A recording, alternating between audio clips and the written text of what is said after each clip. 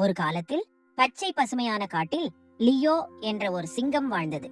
லியோவுக்கு தனது கர்ஜனை மீது பெருமை இருந்தது. ஒவ்வொரு காலையும் ஒரு பெரிய பாறையின் மேல் ஏறி தன் முழு தலையையும் உயர்த்தி "ர்ரர்ரர்ரர்ரர்ரர்" என்று உயிருடன் கர்ஜித்து காட்டை முழுவதும் அதிரச் செய்து விடுவான். அந்த கர்ஜனையை கேட்ட மற்ற விலங்குகள், ஆஹா, எவ்வளவு சக்தி வாய்ந்த சிங்கம் என்று பயமும் மரியாதையும் காட்டுவார்கள்.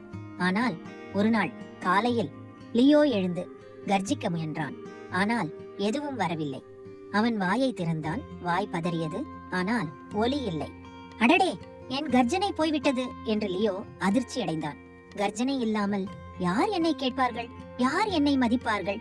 அவன் வேதனையுடன் தனது நெருங்கிய நண்பன் பாலி என்ற கிளியிடம் போனான். பாலி, என் கர்ஜனை மறைந்து விட்டது, என்ன செய்வது என்று ஓசையில்லாமல் சொன்னான். பாலி மெதுவாக புன்னகைத்து கூறியது, லியோ, ஒருவேளை உன் குரலை விட உன் இதயம் பேசும் நேரம் வந்திருக்கும். லியோ அந்த வார்த்தைகளை புரிந்து கொள்ளவில்லை. ஆனால் பாலியின் அறிவுரையை கேட்பதாக முடிவு செய்தான்.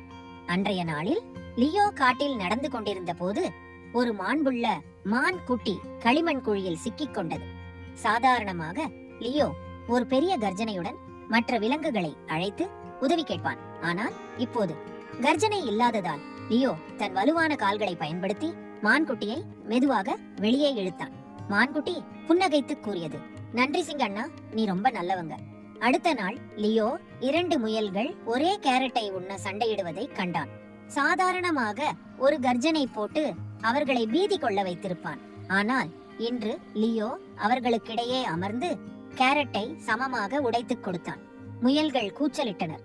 வெறித்தனமான சிங்கம் இல்லை, நீ அறிவுள்ள சிங்கம். அந்த நாள் முதல் லியோ கர்ஜனை இல்லாமல் பல விலங்குகளுக்கு உதவத் தொடங்கினான். அவன் நடுவில் நின்று நியாயம் சொன்னான், வழிகாட்டினான், உதவினான். ஓரிரு நாட்களுக்கு பிறகு லியோ தனது பழைய பாறையின் மேல் அமர்ந்த போது அதிர்ச்சி, அவன் கர்ஜனை மீண்டும் வந்தது. அவன் ஒரு ஆழமான மூச்சை எடுத்தான். ஆனால் கர்ஜிக்காமல் புன்னகைத்தான்.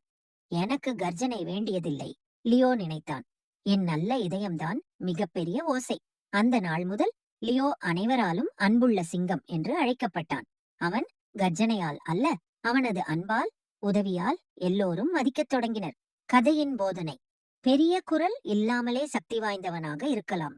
அன்பும் செயலும் உண்மையிலேயே பெரிய ஓசை.